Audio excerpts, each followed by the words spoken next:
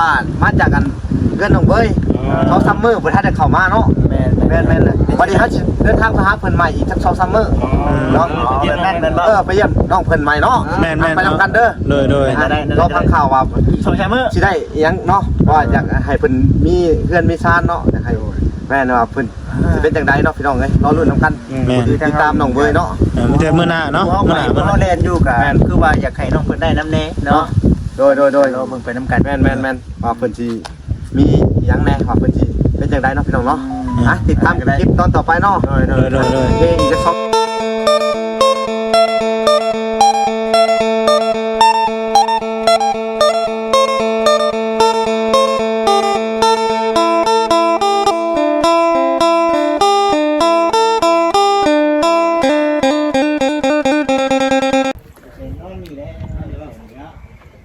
กับสบายดีสวัสดีพ่อแม่พี่น้อง FC กันเบ้อสุขคนนะพี่น้องเนาะว่าอยู่ในหรือว่าต่างประเทศกันยินดีต้อนรับเข้าสู่ช่องของเบาเสียงนาคือเก่าเนาะพี่น้องเนาะโดยเบานาสตูดิโอพี่น้องเอ้ยนั่นใดก็ได้เนาะพี่น้องเนาะมื้อนี้ทางเบานาเองก็สิมาอัปเดตบรรยากาศบ้านเฮือนซานตู่จุยในเนาะพี่น้องเนาะตั้งเสาเฮือนเสาบ้านเนาะพี่น้องเนาะตอนนี้ทางน้องเสือคนกับเบานาเพิ่นกำลังเฮ็ดบางแฟนเป็นประตูบ้านเราเห็นปะมานี่พี่น้องเนาะกระสีมาว่าเรื่องของน้องเบยเนาะพี่น้องเนาะเป็นแนวใดนะพี่น้องเนาะคือว่าทางบรรดาเพิ่นมาแต่บ้านน้องเบยพี่น้องคือโบเห็นทางน้องเพิ่นว่าจักสิเป็นจังได๋นะพี่น้องเดี๋ยวเฮากระสีเข้าไปโอรมเพิ่นนำประตูโจยแล้วก็ทีมงานไปสัมภาษณ์เบื้องก่อนนะพี่น้องเนาะว่าเป็นจังไดสาเหตุที่น้องหายไปนี่ยังบ่ฮู้ว่าเป็นหยังเนาะพี่น้องเนาะทางบ่น่าเองก็บ่ฮู้คือกันพี่น้องเนาะจังไดก็ถ้าคลิปนี้ทั้งถ้าผิดพลาดประการใดทางบ่น่าเองก็กราบขอโทษขออภัยหลายๆเด้อพ่อแม่พี่น้องเนาะไปพี่น้องเนาะจังไดก็ติดตามเบิ่งชมไปนำกันเนาะว่าเป็นจังไดเนาะโดยพี่น้องเนาะทางบ่น่าเองก็หลังจากจบจากนี่จะหน่อยก็เอาหน้ากลับบ้านกลับลงเมืองแหละพี่น้องเนาะเพราะว่าเวลาก็สีค่ำมาพอสมควรแล้วพี่น้องเนาะเมื่อหน้าเมื่อในเพิ่นแหละเพราะว่ามื้อสิขึ้นมาอีกเนาะคือวันนี้ทางบ่แสนเพิ่นสิหามาเหยาเสาบ้านประตูโจยพี่น้องเนาะเสร็จเฮือนก็บัดนี้ซั่นจังได๋ก็ยังกำลังใจให้ติดตามเบิ่งชมไปนำกันเนาะเฮ็ดหยังนี่น่ะเอาลองเว้นเด้น้องแว่นบ่แซนบ่นี่โอ้บ่คำให้มึงเคยได้ยิ้มกว่าน่ะยิ้มมันคือรู้สึกว่าคือบ่เป็นตาย่านให้ว่าจะได้มึงรถบ่คิดนี่เด้อจะได้มึงอันของตามันโอ้เนาะเอาพุ่นออกก่อนเฉพาะอันอันนี้บ่ขับไปเนาะมันก็ง่ายมันชัดเจนให้เอาแนมเบิ่งคักเนาะมันคือเนาะบ่ใช่บ่ขายได้นี่บ่สิไปขายบ่ทันสิไปขายพูดเนาะบ่บ่คำเพิ่นพี่น้องเนาะว่าใช้รถเดียวใช้เวลากันขับรถนี่ขับรถเองใช่บ่ใช่คือเก่าถ้าได้เปอร์เซ็นต์ซื่อขอถามนี่แสนเดียวบ่นั่นได้นี่เขาก็อยากได้กันได้ออนไลน์บริษัทไปกี่ตัวได้เบิ่งสิให้เบิ่งนี่นะโอ้ใช่เนาะอยากได้อยู่ใช่เนาะหาเงินก่อนไอ้สงกรานต์ได้นี่น่ะนี่ก็พอกับบ่แสนสิให้มือมากันอันอายุพอเลยนะบ่สั่งก็ได้50นี่บ่มีบ่สั่งก็ได้ซื้อน้ำห้านก็ได้ห้านก็มีห้านเนี่ยมันแพงดีๆนะสั่งดีๆนะโอ้สั่งในเพจบ่เป็นหยังเนาะเนาะโอนได้บ่เนี่ยเดี๋ยวแม่ว่าเดี๋ยวค่อยได้เงินมีหลายแบบอยู่เนี่ยโอ้ทางโน้นตัวบ่แสนนั้นทำอยู่นี่สวัสดิ์ได้ 5,000 บาทโอ้ว่ะนั่นนี่เสียงสิพายนั่นคันถ้ามักเลยก็ช่างเอาเนาะเอาว่าอย่างให้มีเงินก่อนขายข้าวก่อนโอ้ตึ๊บเสียเดียวขายข้าวต้องบ่ได้พอได้ฮะบ่ได้พอได้สอบนึงน่ะบ่ได้พอสอบนึงน่ะขายหลายสอบเนาะเลยเนาะซะเนาะคลิปนี้เป็นคลิปสุดท้ายที่ว่าแต่ค่อยแท้เอ้าสุดท้ายสำหรับมื้อนี้เนาะสุดท้ายเนาะอยู่เนาะที่ว่าเพิ่นบ่ถอโจยเพราะว่ามันเจ๊งไงปูมใจเด้อตกใจเด้อเนาะโดยมันย่อเฮือนพอ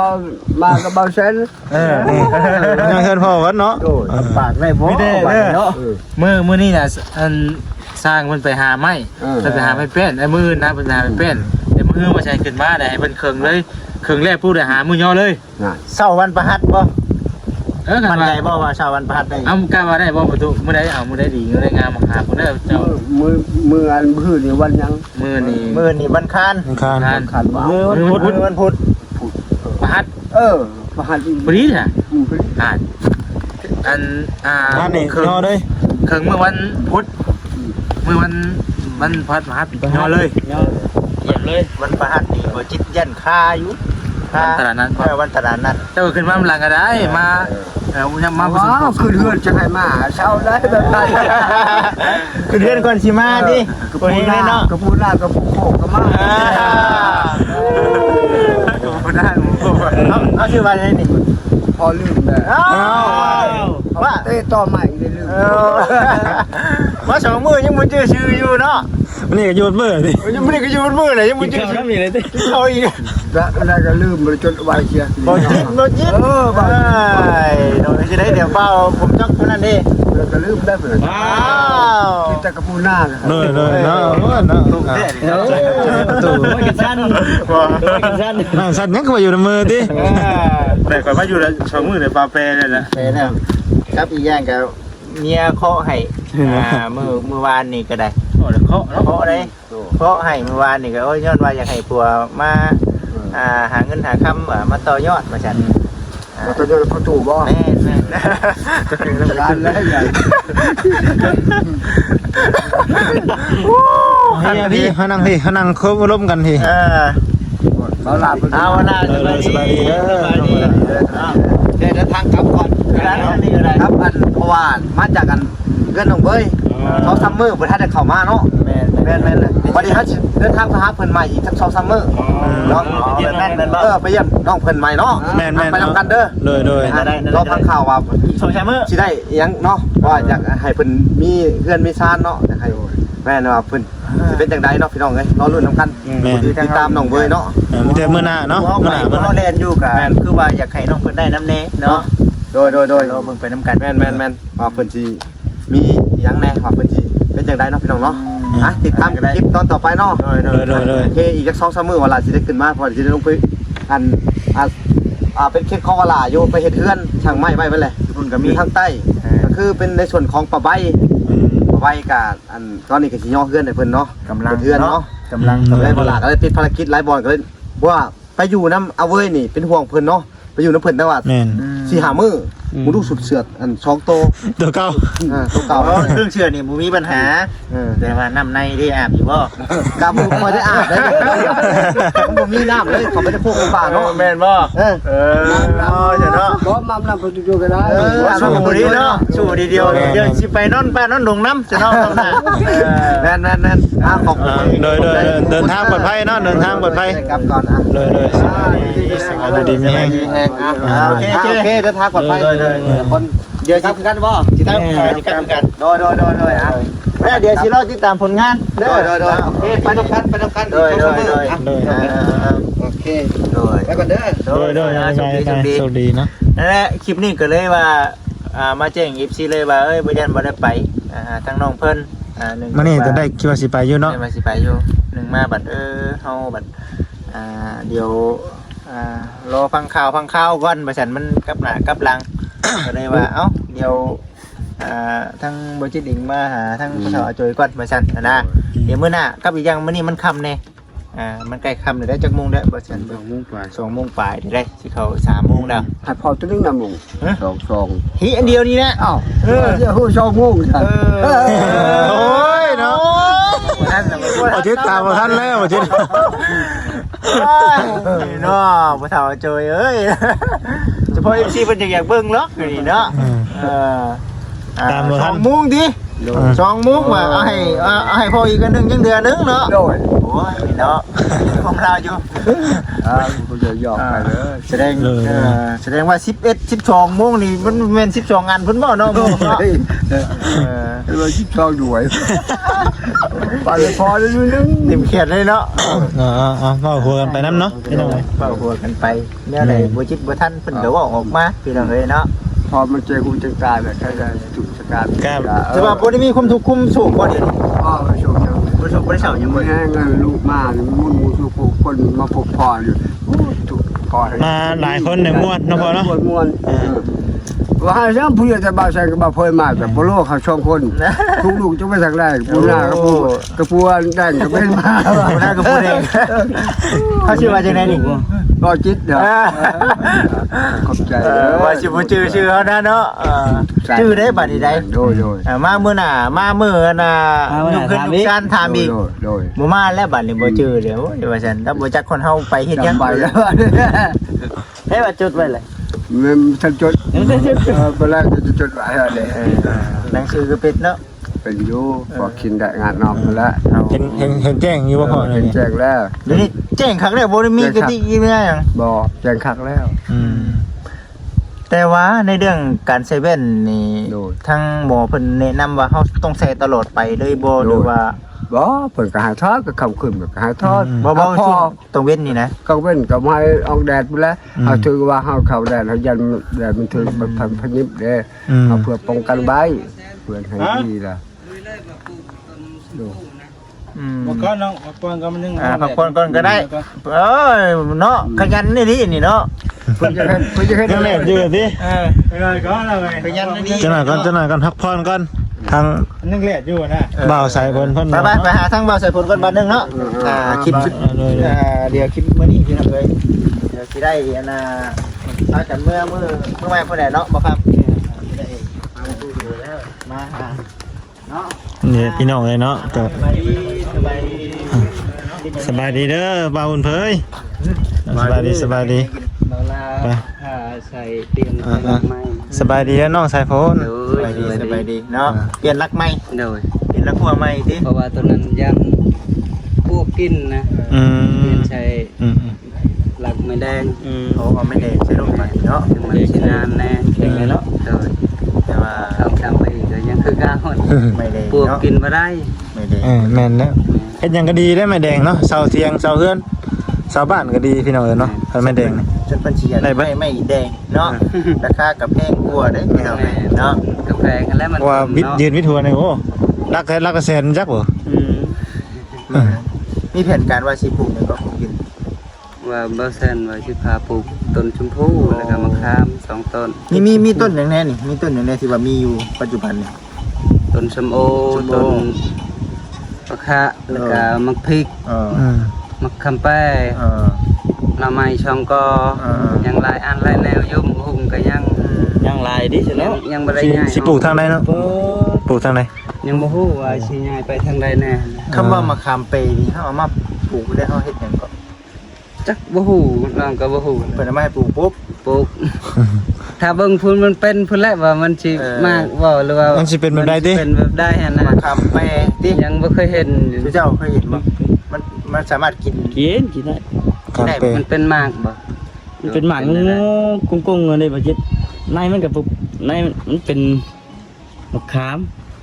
มาคำว่ามาคำพันคายบ่ม่วนเนาะม่วน มะขามเปย์ว่าซั่นเนาะ มันคือกุ้งเนาะเกี่ยวคือก้นหอยนี่ ใหญ่บ่ ใหญ่อยู่ทางในมือนี่ อ๋อ โอ้ยังอยู่หันบ่ของนั่น ยังอยู่ฮะ ไปเบิ่งเบิ่งก่อนเนาะมันมีของนี่ พี่น้องเนาะเป็นคลิปสุดท้ายของมื้อนี้แล้วพี่น้องเด้อเนาะเพิ่นทำมานาเองก็จบจากคลิปนี้ทางมานาเองก็สิได้ขอตัวกลับก่อนเนาะพี่น้องเนาะ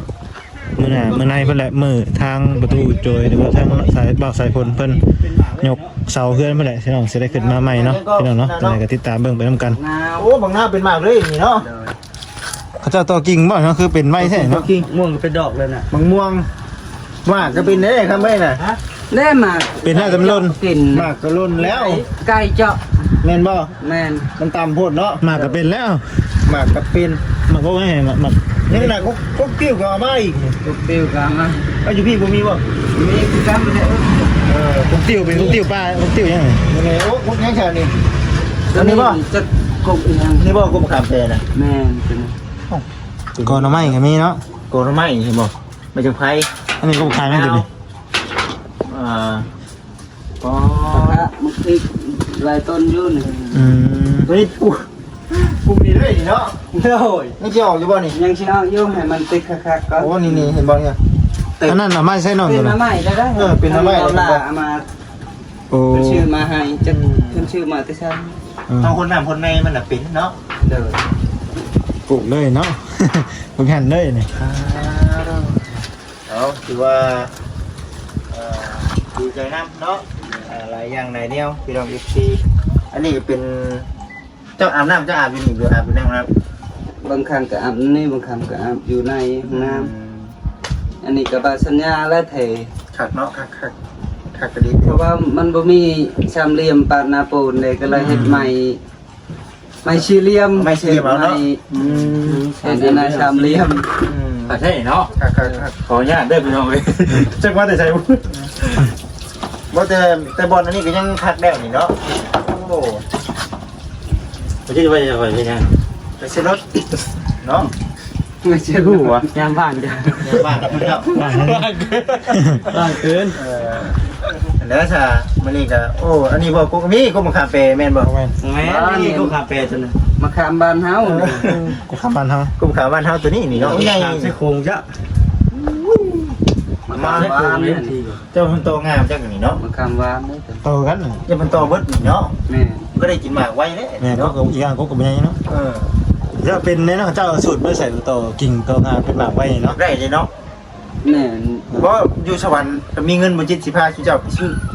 นี่เขาซื้อมาจากหานนี่มันมากเลยนี่ มีเบิดพี่น้องบ่จิตเห็นอยู่หาดมันน่ะเนาะหลายหมากม่วงสมปีสมพันธ์ เอ้ย แม่น เดี๋ยว ต้ หั น วเขา น้อยๆก็มากแล้วก็มี นี่ข่อยสิพามาเบิ่งเป็นหมากได้มาเบิ่งว่า แม่เป็นมากเลยนะ ถ้าเป็นหมากได้ เราเบิ่งน้องสายพ้น ใช่บ่ นี่ทางหน้า เป็นไม้ใช่บ่ แต่ก็นี่ลายนี่มันเป็นป้ายอีก เห็นบ่นี่น้อยก็เป็นมึงแน่ เป็น เนาะ ป้ายอีก เนี่ยนี่กุ๊กสัมปัวมือนี่ก้อยนี่ นั่นเป็นต้นมี หักเนาะ 3-4หน่วย หักบ่หักคันบ่จิตเอานี่กุ๊กมันสิใหญ่กว่านี้หมากมันจังจับแน่อันนี้กุ๊กมันน้อยยันมาหมากมันบ่จับมันจะก็ได้สิเนี่ยมันแน่หมากมันแน่มีส่วนได้ไปลองกุ๊กเนาะมีส่วน โอเคน้อยก็เป็นหมากเนาะ คือว่าโอ้คงบ่เคยได้ก็ได้คงบ่เคยเห็นก็ได้เห็นน้องเลยบ่ถูกใช่ไหม สภาพเป็นแท้ใช่คนที่จะรับคนแต่ดีๆให้ โดย ยังคือเจอ ตื่นเนาะ เนี่ย ตื่นบ่นะโอ้ย โอ้ยเนาะตื่น ฮะตื่นเนาะ แก่ลูกก็ตื่นพ่อตื่น